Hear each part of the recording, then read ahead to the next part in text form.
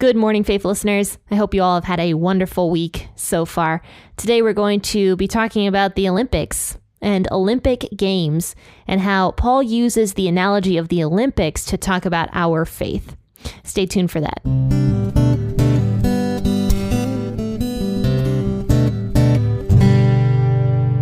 I do have an update on Bandit before we begin today's episode.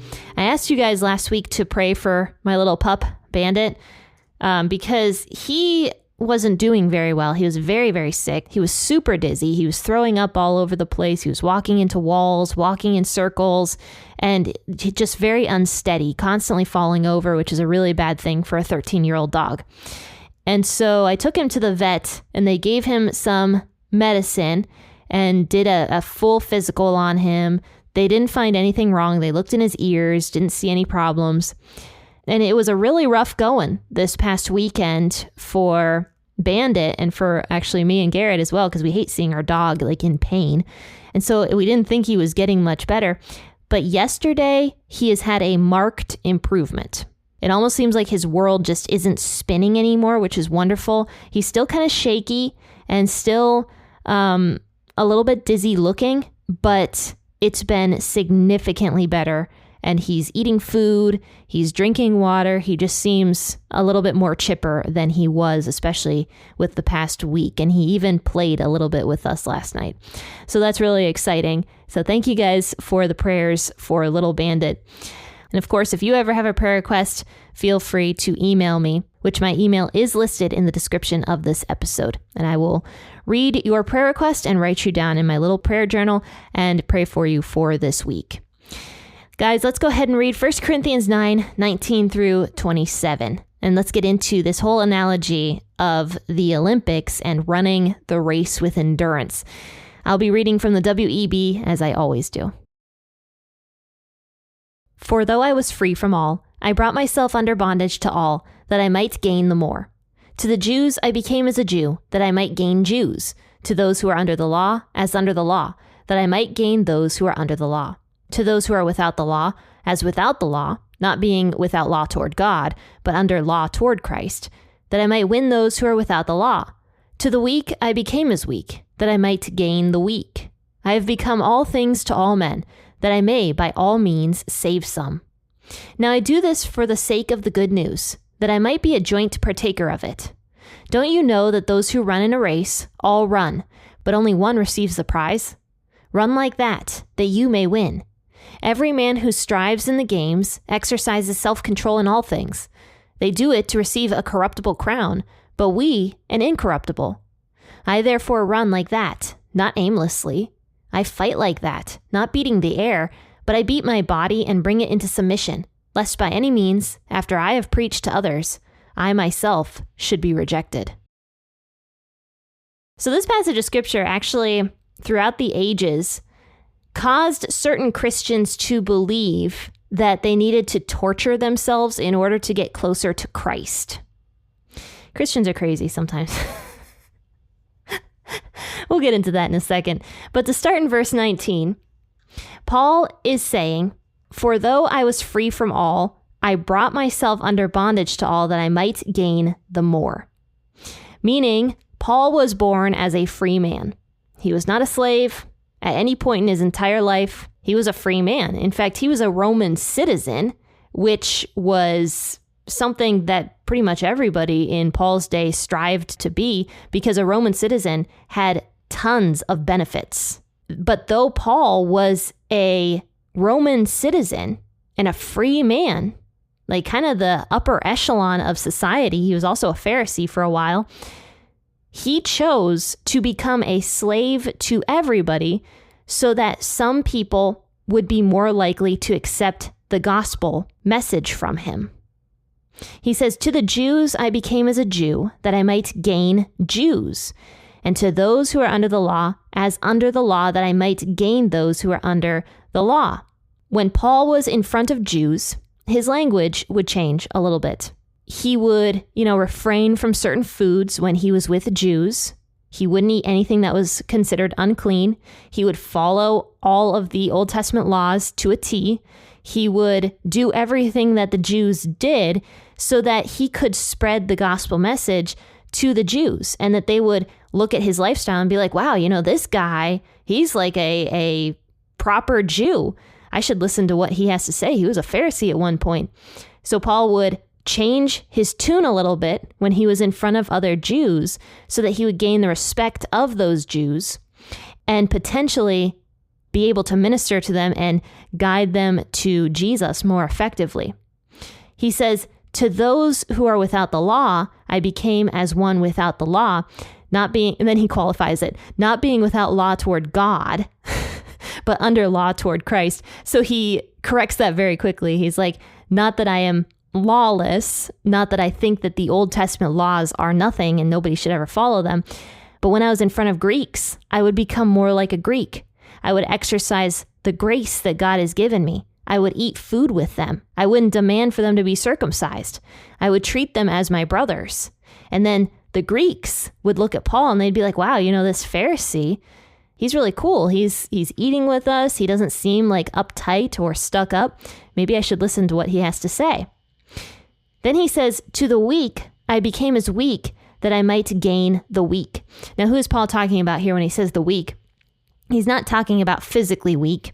He's talking about the people who are weak in conscience. We talked about all of that in 1 Corinthians 8, the previous chapter.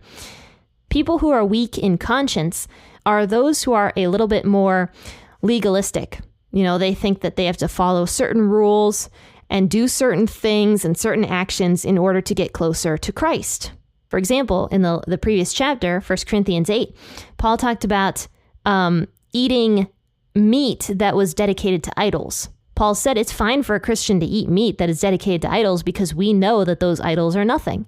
It has no significance to us Christians. But then he said, but to some people who are weaker in conscience, it does have significance. And I will not eat that meat in front of those people because their consciences are a little bit weaker. They don't understand that blessed meat is just meat without any significance whatsoever. So Paul said, I would rather never eat meat for the rest of my life. He'd rather refrain from eating meat. I would die. I love meat so much. I would die if I had to refrain from meat, especially on my current diet right now, where all I can really eat is meat and vegetables. If I could only eat vegetables, I'd die. Like, that would be the end of me. There'd be no podcast tomorrow. But Paul was willing to give up something as delicious as meat in order to not cause somebody to sin who has a weaker conscience. So Paul says, to those who were weak, I became as weak as well, so that I might gain the weak, meaning that he might lead those people to potential salvation. I have become all things to all men, that I may by all means save some. Now, this doesn't mean that Paul is flip-flopping on critical issues. This doesn't mean that Paul is teaching one thing to one group and teaching another to another group. Absolutely not. All Paul is saying is that he himself is willing to basically become a slave of whoever he is in front of. And he is also willing to live their lifestyles so that he can befriend them and have an intimate conversation with them. We actually see Paul do this quite a lot in the book of Acts, actually. For example, when he was teaching in front of the philosophers, the Greek philosophers, you'll see that his entire language changed when he was in front of the philosophers. He simplified the gospel message because they had never heard it before, but he spoke very intelligently as well to them. And then when he was in front of the Jews, we see that he changes his language then as well. He becomes more focused on the Old Testament laws because that was what the Jews understood. But moving forward in verse 23, he says, now I do this for the sake of the good news, that I might be a joint partaker of it. And then he gives this illustration as to what we are supposed to do with the gospel message. Don't you know that those who run in a race all run, but only one receives the prize? Run like that you may win. Now, of course, in Paul's day, you know that the Olympics were a big thing. Games and sport were a very big part of Roman and Greek culture. And actually, Corinth also was pretty prestigious in their games. the Isthmian Games were like second in popularity to the Olympic Games. And they were similar to the Olympics, but they would be held every 2 years in the spring in Corinth, specifically on the Isthmus of Corinth, which was like a little land bridge thing. And the Isthmian Games were specifically held in honor of the sea god Poseidon. So the Corinthians, who Paul is writing to, would have been very well versed in their Olympics and their Isthmian Games, and also athletes who are participating in these games. So Paul gives that example, and you'll actually see that Paul often will use the example of games or running a race or building up your body, something like that, because it was just so popular in the days of Paul. If Paul were alive nowadays, he'd probably use the example of like football. American football, not soccer, but I guess he might use the example of soccer or baseball maybe, because that's the kind of sports that are popular nowadays. But in Paul's day, it was the Olympics and it was the Isthmian Games. So now using that example, in verse 24, he says, "Don't you know that those who run in a race all run, but only one receives the prize? So you also must run like that you may win." Now, what is Paul talking about here? He's not talking about salvation, because we know that salvation is not earned. It is something that is freely given to us. So this entire passage is not talking about salvation. Instead, it's talking about receiving a prize, standing before God, and God giving us a reward for all of the hard work that we did here on earth, instead of standing before God and watching all of our works get burned up, which is something that Paul talked about a few chapters ago. Someday, are we going to stand in front of Christ and be ashamed of the work we did here on earth, or are we going to be blessed for that work and receive a prize for it in the end? So Paul says, run the race as if you are trying to win. He says, every man who strives in the games exercises self-control in all things, and they do it to receive a corruptible crown, but we an incorruptible crown. So there you go. It's not talking about salvation, but the crown that we are going to receive, the prize for all of the hard work that we did here on earth. And he's like, look, athletes are running in the Olympic Games or whatever so that they can receive this prestige and honor. And they are so focused and so dedicated on winning that prize that they train themselves in every single possible way. They refrain from eating certain foods. They get up early and they exercise. I mean, even nowadays, like look at these Olympic athletes that we see on TV. They are the best of the best, other than the breakdancing thing that happened this year, but we won't talk about that. For the most part, Olympic athletes are like the tippy top of the human physique, right? When we think of an Olympic athlete, we think of somebody that is strong, that is coordinated, who is disciplined.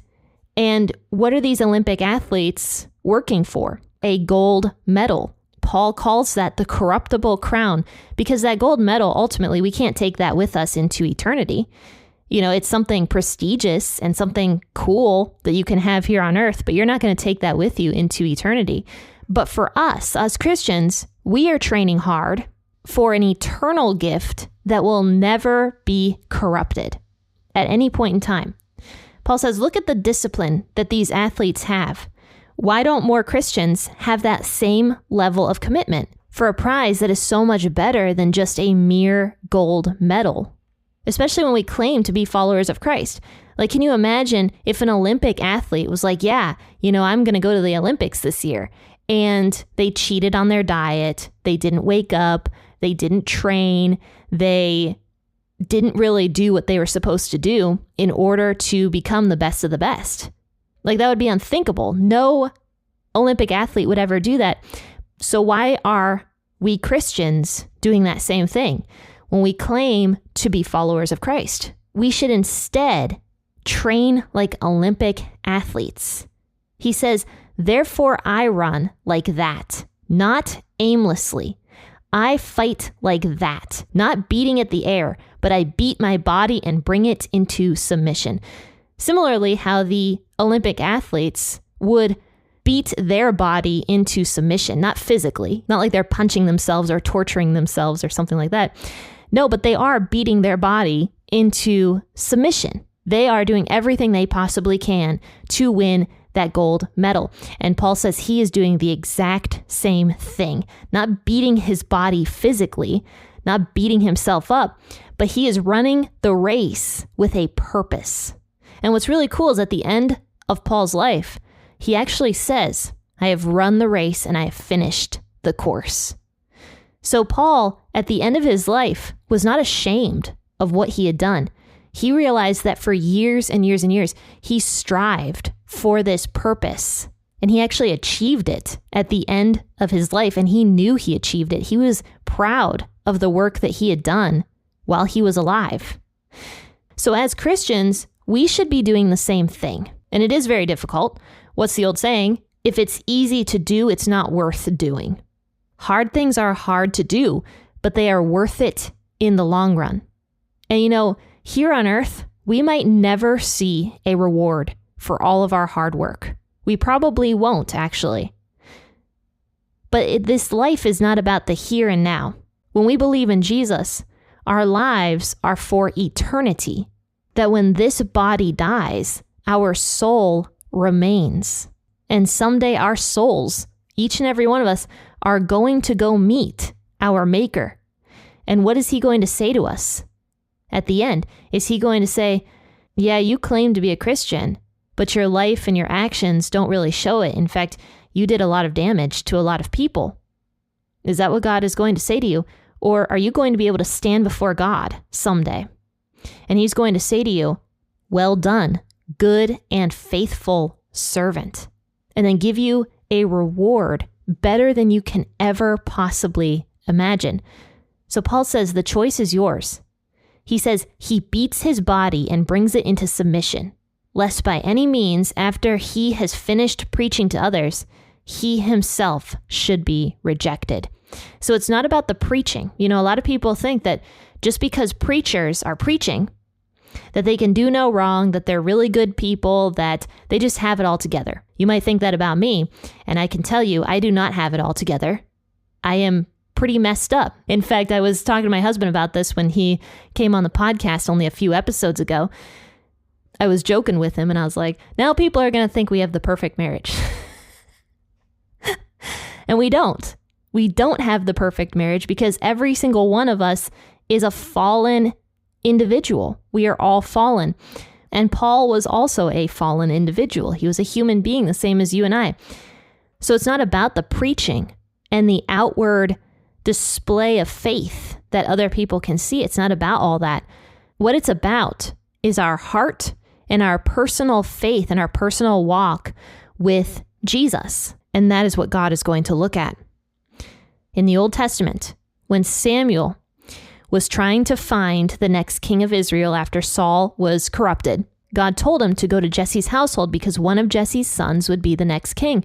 So Samuel goes to Jesse's household and he sees this strong, strapping young man, the oldest brother of all of the brothers. And Samuel's like, yeah, it's certainly this guy. This is definitely the guy God wants to anoint as the next king. And God came to Samuel and he's like, no, I don't look at the outward appearance. I look at the heart. It is not this man. And then what do you know? 6-year-old David comes in. A nice looking boy is what the Bible calls him. And that was the king that God had chosen. It's about the heart and what our personal faith with Jesus looks like. So each of us must run this race with endurance, working on following and loving God and loving other people to the best of our heart's ability. Thank you so much, faithful listener, for tuning in to this episode. If you'd like to contact me, you will find my contact information listed in the description of this episode, or you can go over to my website, which is p40ministries.com, and contact me there. And actually check out the website. I never tell you guys to do that, but it's probably a good thing to do if you want to see everything that's going on. I've got the blog, I've got the shop, I've got my statement of faith, I have pictures of Bandit, which is very important. And I also have just links to my books and to the YouTube channel and everything else that I do as well. So go to P40, like the number, P40ministries.com so you can check everything out. Anyway, faithful listeners, I hope you have a fantastic and wonderful rest of your weekend. As you know, the podcast for tomorrow is for members only. So if you're interested in becoming a member, you have to go over to Ko-fi, which is linked in the description of this episode, and sign up for the coffee tier in order to gain access to the Friday podcast episodes. And right now we are going through the book of Psalms, and it's a really good time. But anyway, faithful listeners, I'll see you guys all on Monday. Happy listening, happy weekend, and God bless.